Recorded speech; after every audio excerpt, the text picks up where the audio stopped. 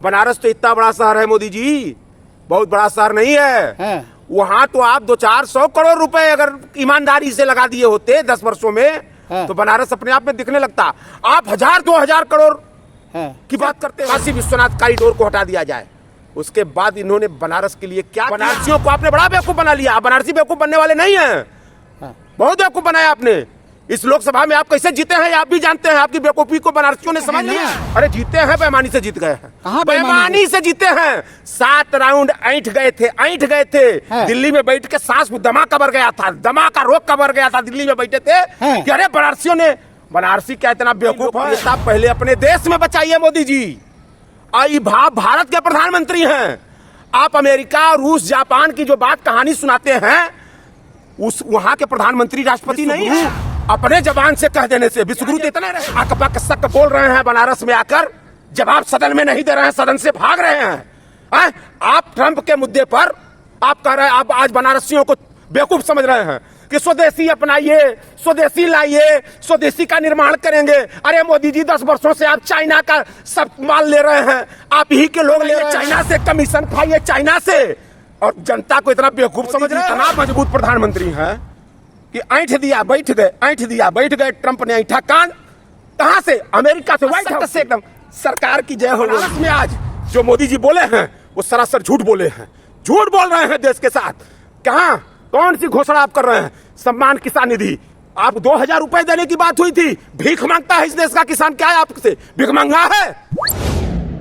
उपाध्याय जी कैसे देख रहे हैं आज प्रधानमंत्री, आप बनारस से आते हो, बनारस में आज प्रधानमंत्री हैं, उन्होंने बड़ी बड़ी घोषणाएं की हैं, 2000 करोड़ की 52 घोषणाओं का ऐलान किया है, कैसे देख रहे हैं आप?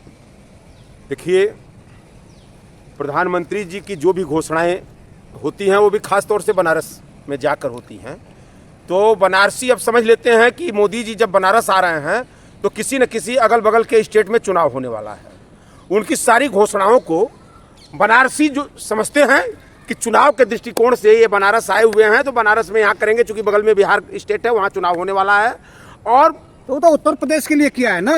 देखिए एक चीज बताएं आपसे, अच्छा उसमें क्या उन्होंने कर दिया है, जबान से ही फेंकना है। जब हमारे प्रधानमंत्री जी को जबान से ही घोफड़ा करनी है, वो सारी चीजें जब जमीन 10 बरस में, अरे महाराज 1000-2000 करोड़ रुपए थोड़े पे नहीं।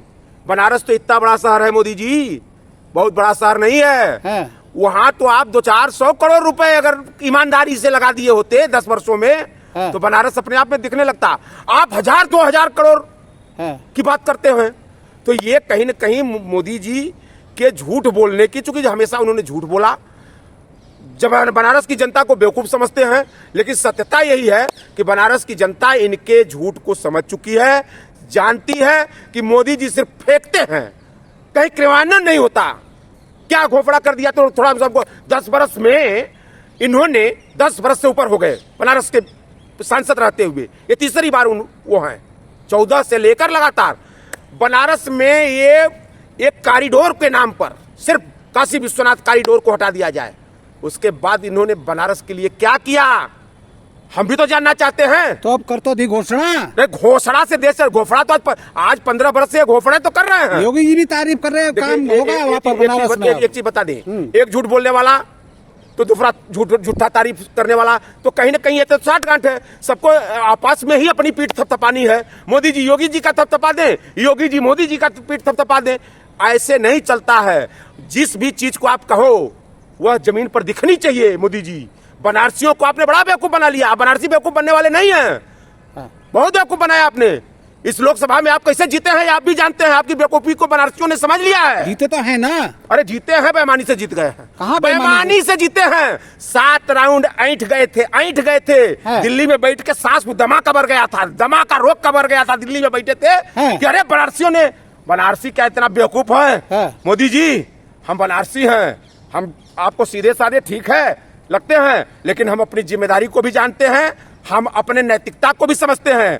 और आप अपने प्रधानमंत्री की कुर्सी पर बैठकर आज देश के साथ सिर्फ झूठ बोल रहे हैं, यह बात भी बनारसी देख रहा है। 4 दर्जन देशों में उनकी लोकप्रियता सबसे ऊपर है मोदी जी की। अच्छा एक चीज बताइए, नहीं, आप 4 दर्जन नहीं, अब धीरे धीरे डाउन हो रहे हैं। अभी तो विश्व गुरु थे, पूरे विश्व में इनकी लोकप्रियता थी। अब धीरे धीरे आप जैसे विद्वान पत्रकार से पता चला कि मात्र अब 4 दर्जन देशों में इनकी लोकप्रियता आकर सिमट गई है। मैं यही नहीं समझ पा रहा हूं, वास्तविकता तो यह है कि अपनी लोकप्रियता पहले अपने देश में बचाइए मोदी जी। भारत के प्रधानमंत्री हैं आप, अमेरिका, रूस, जापान की जो बात कहानी सुनाते हैं उस वहां के प्रधानमंत्री राष्ट्रपति नहीं है आप। अगर आपको अपनी लोकप्रियता बचानी है तो आप अपने 14 से आज तक के कहे हुए भाषण पर अपने देश में पहले बचा लीजिए अपनी लोकप्रियता। विश्व गुरु अपने जबान से कह देने से, विश्व गुरु तो इतने रहे, सुनिए, विश्व गुरु तो इतने ये रहे कि आज अकबक सक बोल रहे हैं बनारस में आकर, जवाब सदन में नहीं दे रहे हैं, सदन से भाग रहे हैं। आप ट्रंप के मुद्दे पर आप कह रहे हैं, आप आज बनारसियों को बेवकूफ समझ रहे हैं कि स्वदेशी अपनाइए, स्वदेशी लाइए, स्वदेशी का निर्माण करेंगे। अरे मोदी जी 10 वर्षों से आप चाइना का सब माल ले रहे हैं, आप ही के लोग ले रहे हैं। आप ये जितने भी झालर लगवाए हैं बनारस में, जितने भी झालर, ये कहां से मंगाए हैं मोदी जी बताइए आप? आपके ही लोग इस पर पैसा खाए हैं, करोड़ों करोड़ों रुपया फर्जी झालर लगाकर। ये सब चीज चाइना का आप मंगाते हो और आज मंत्र दे रहे हो स्वदेशी अपनाइए, माल मंगाइए चाइना से, कमीशन खाइए चाइना से, और जनता को इतना बेवकूफ समझ रहे हो? कह तो रहे ना, अरे हम लोग सिर्फ जोर दे रहे हैं। देखिए ये उसमें पब्लिक की भी जिम्मेदारी है ना। अच्छा, पब्लिक इनका कर्जा, पब्लिक भाजपा का और मोदी का कर्जा खाई है कि ये जब जुमला सुनाएंगे, कहानी सुनाएंगे, हमारी ही जिम्मेदारी है, आपकी जिम्मेदारी नहीं है। आप अपने कहे हुए वचनों पर, मोदी जी आप प्रधानमंत्री हैं इस देश के, आप बहुत मजबूत प्रधानमंत्री हैं। कुछ नहीं है मजबूत, तो इतना है। देखा नहीं आपने पाकिस्तान को कहां घर में घुस के मारा? आप जान लीजिए, माननीय पाकिस्तान को घर में घुस के मारा महोदय, आप जान लीजिए कि मोदी जी इतना मजबूत प्रधानमंत्री हैं कि ऐंठ दिया बैठ गए, ऐंठ दिया बैठ गए। ट्रंप ने ऐंठा कान, कहां से? अमेरिका से, व्हाइट हाउस से, असट से एकदम सरकार की जय हो बोल दिए। अरे क्या आप पाकिस्तान को घर में घुस के मारा? आप बताइए, मैं मोदी जी से पूछना चाहता हूं कि ऑपरेशन महादेव में सारे आतंकी ढेर कर दिए। एक चीज बता दें, इस सेना, भारत की जो मजबूत सेना, जिस सेना को सशक्त बनने में 70 साल का जो विधवा आलाप करते हैं मोदी जी, वो सेना 70 साल में सशक्त बनी। और सेना का कौशल है, आप हमेशा देश की अस्मिता को बचाता है। ऐसे कायरों से, ऐसे डरपोकों से अस्मिता नहीं बची है। वो तो हमारे सेना के नौजवानों के और पूर्ववर्ती सरकारों ने जो इस सेना को मजबूत बनाने का काम किया, इस सेना को सुविधा देने का काम किया, इस सेना को सशक्त बनाने का काम किया, उनकी बदौलत यह देश सुरक्षित है। डरपोकों के अगर इतना है, इतना ही खुली छूट दे रखी है मोदी जी ने। कौन सी? अरे मतलब हमारी सेना को सिंदूर में खुला छूट, आप जान लीजिए कि हमारी सेना को इतना ही खुली छूट है कि हमारे प्रधानमंत्री के हलक से जबान नहीं निकलती और हमारी सेना पर कमांड अमेरिका कर देता है, ट्रंप करता है, शक से बटूर कर यहाँ युद्ध विराम की घोषणा हो जाती है। ट्रंप की क्या हैसियत है? एक बार नहीं, इनके पैजामा को तो रोज ट्रंप खोल रहा है। ट्रंप के कहने से नहीं हुआ सीज़फायर, किसके कहने से? पाकिस्तान गिड़ाया आकर के। कहाँ आकर गिड़ाया? कौन? आप जान लीजिए, उसके बाद पर पाकिस्तान अंतरराष्ट्रीय सुरक्षा परिषद का उपाध्यक्ष बना है मोदी जी। समझ रहे हैं? आपको कहाँ पूछा गया? जाकर कर रहे हैं। आपको तो अंग्रेजी आती है, हिंदी आती है, बस कर देते हैं। बात कर रहे हो एकदम ग्रेजुएट और पोस्ट ग्रेजुएट हैं एकदम। देखिए ऐसी बात करते हैं। एक चीज बता दे आपसे, अगर सम्मानित पद पर हैं मोदी जी, हम क्या कर रहे हैं? आप ऐसे कहेंगे? हम उसी सम्मान की बात याद दिला रहे हैं कि जिस कुर्सी पर आप हैं, उस कुर्सी की मर्यादा, उस कुर्सी की अस्मिता, उस कुर्सी की इज्जत के लिए आप काम करिए। आज जिस कुर्सी पर हैं, आपकी जिम्मेदारी है देश की अस्मिता भी बची रहे। यहाँ मतलब 14 में भाषण दिया, 2 करोड़ रोजगार दूंगा, 15 लाख रुपया दूंगा, कहाँ गया? आज दर की ठोकर नौजवान खा रहा है। आप लाठी चलवा रहे हो चुनाव जीतने के लिए, सिर्फ सत्ता पाने के लिए, वो सारे हथकंडे आप अपना रहे हो, लोगों का वोट कटवा रहे हो। मतलब ये करने से सत्ता मिल जाएगी। मोदी जी आप आज देखिए, डॉलर चढ़ के एकदम रगड़ रहा है भारत का। अभी ट्रंप ने बोला है, कितना निंदनीय, कितना डूब मरने वाला बयान, कि भारत की अर्थव्यवस्था डूब चुकी है।